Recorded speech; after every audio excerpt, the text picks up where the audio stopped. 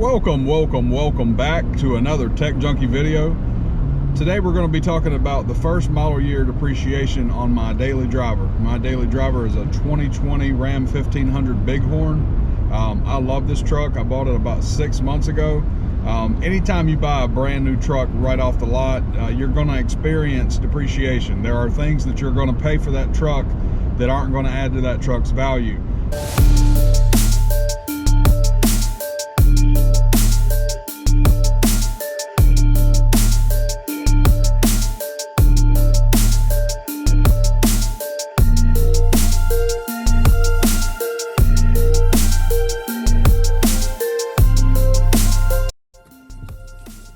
This is my 2020 Ram 1500 Bighorn.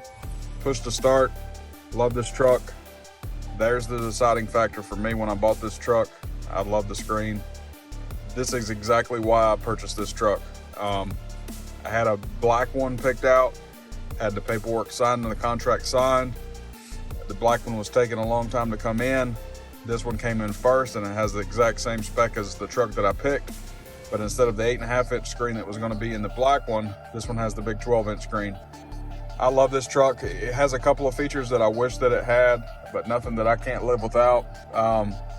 Like I said, that big screen right there is my favorite thing. One of my prerequisites for a vehicle is Apple CarPlay. I'm a tech junkie, hence the name of the channel. Apple CarPlay is a must. Gotta have my Apple CarPlay. If I'm driving, it reads my text messages to me. I can, control my music and all that good stuff. I love this truck. And the nav is second to none. I can use Waze through Apple CarPlay. I can use Google Maps through Apple CarPlay, or I can just use the onboard nav. Got heated seats, heated steering wheel, mirror dimmer, backup camera. The backup camera is awesome as well. Good resolution. It's been raining, so you got some water on the camera lens, but heated passenger seat. Got your climate control here. Climate control, everything about the climate control can be done from the screen. You've also got some hard press buttons here on the side. Defroster, rear passenger side climate control over there. Different apps. Can't use Apple CarPlay because I'm using my phone to record this. Apple CarPlay, you have to have your phone plugged in. You got your apps pages. You can use Wi-Fi hotspot if you want to subscribe to hotspot. Media, you got to have something plugged into it. No wireless Apple CarPlay yet for this vehicle. Hopefully in the future for that. Got plenty of storage. That is a cowboy hat for my dog. 2 glove boxes on this side. I'm a minimalist. I don't like a lot of stuff in my car. As you can see, Best Buy gift cards that I've already redeemed. Maintenance records. Like, I'm a minimalist. I don't like a bunch of stuff in my vehicle. So push to start's a great feature. Of course, it's a 4-wheel drive. There are thousands of dollars worth of fees when you purchase a new vehicle that you don't really account for when it comes to first year depreciation, and none of that stuff actually adds any value to your truck. Your tags and licensing fees, that's usually a few $1,000s right there. An extended warranty, that'll add anywhere from $2,000, $3,000, even $4,000 to your vehicle. You can add prepaid maintenance. There's also a charge called a destination fee or a dock fee. Now, this is the charge to deliver your vehicle to the lot from the manufacturer. The vehicle is on the lot when you buy the truck or car, but you're paying for that delivery fee. It's usually about $1,300 in my experience. That's money that you're not going to add to the value of your vehicle, and it's just something that you have to pay. MSRP on this truck in 2020 was $54,000. It's not fully loaded, but it is loaded. It doesn't have leather, but it has everything else that I wanted. It may be missing a feature or two here or there that I wanted that I didn't get, but I love this truck. I'm not complaining. Very happy with this truck. Now, I did not pay $54,000 for this truck. Right off the bat, I got $5,000 in rebates. I bought it in the middle of the model year. If you wait several months after a model year begins, you can usually get good rebates. If you wait till the end of the model year before the next model year rolls out, you can get excellent rebates. I went in the middle. I bought this truck about 6 months into the model year, and I got $5,000 worth of rebates. Now, this is not the truck that I actually ordered.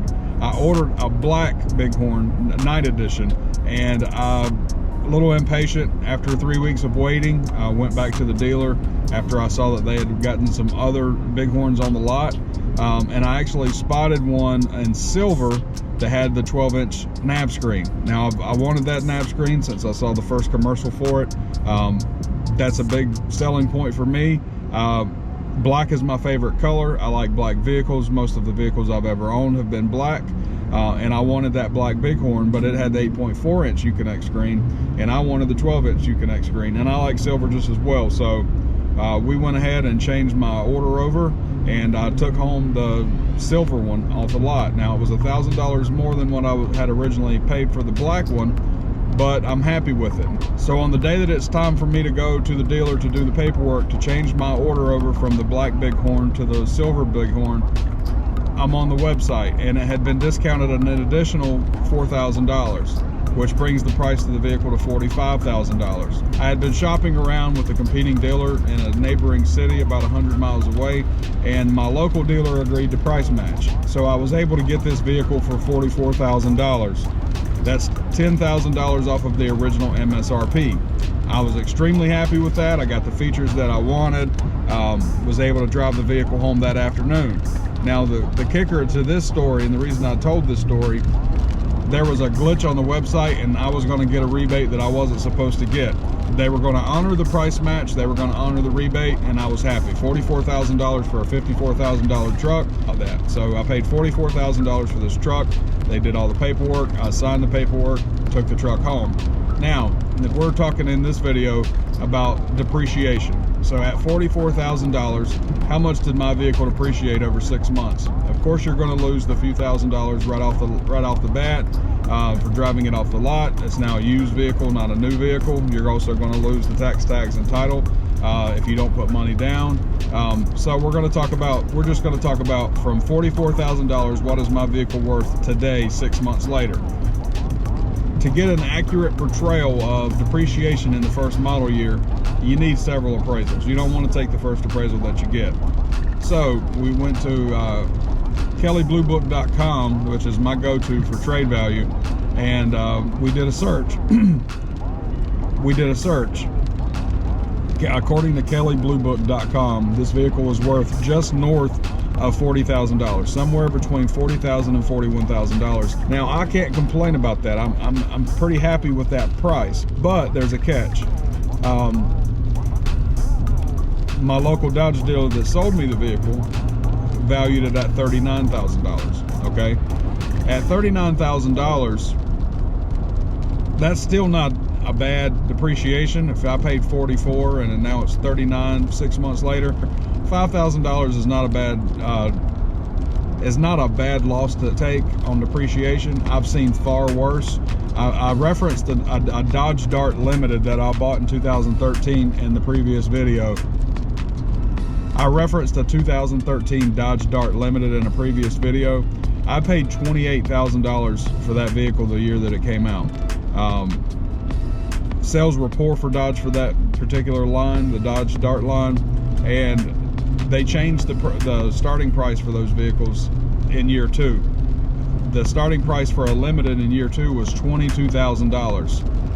So a $6,000 price drop plus depreciation. I was negative in that vehicle for the entire life of that vehicle. I was negative. I ended up trading that vehicle in 2019. They gave me $3,500 in trade credit for that car, and I still owed $37,000. 6 years later, I was still $200 negative in that vehicle. At that point, I was just happy to see it gone, so can't complain. So if you're telling me that I'm about $4,500 negative in this truck after 6 months, I'm not going to complain with that. Now, a lot of people will say that you never want to buy a brand new vehicle. There are a lot of people out there who believe you don't want to buy a brand new vehicle, that you can avoid depreciation by buying a pre-owned vehicle, and that's fair. I do agree with that assessment at times. Here's the thing for me. I'm a bit of an oddity. I like to be the first person and the only person to drive something. My entire life I grew up with cars that would break down and leave me walking. Pre-cell phone now, you know, I'm almost 40 years old now. You break down on the side of the road with no way of contacting anybody, it's a whole different ball game about than what you deal with today. So I like to be the first person to purchase something and drive it home. In addition to that, I like to be able to pick the features that I want. I'm not opposed to buying a used car. I bought a used Dodge Challenger Scat Pack in 2019 and I love the car, but that's the last time I've ever purchased a used car. I like buying a new car, so if you can afford to buy a new car if that's what you want. If you want to pick the car that you want and you're happy with that and you're willing to accept the depreciation hit, then by all means. If you want to make the smarter move, and I do agree that it's the smarter move, do your homework, do your research, and buy a used car. Chances are you still may take a small depreciation hit. Used cars still get priced above what they should in most places, but the depreciation hit is not nearly as great when you buy a used car. So in conclusion, a 2020 Ram 1500 Bighorn with a 12-inch nav screen, original MSRP $54,000. I paid $44,000. Depreciation in the first year, $5,000. Can't complain about that. If you did like this video, if you found it informative, hit that like button. Subscribe to the channel for more content. We do tech content primarily, but we are going to start rolling out some automotive content. Subscribe to the channel and click that bell so you get notified. And thanks for watching. Have a good one.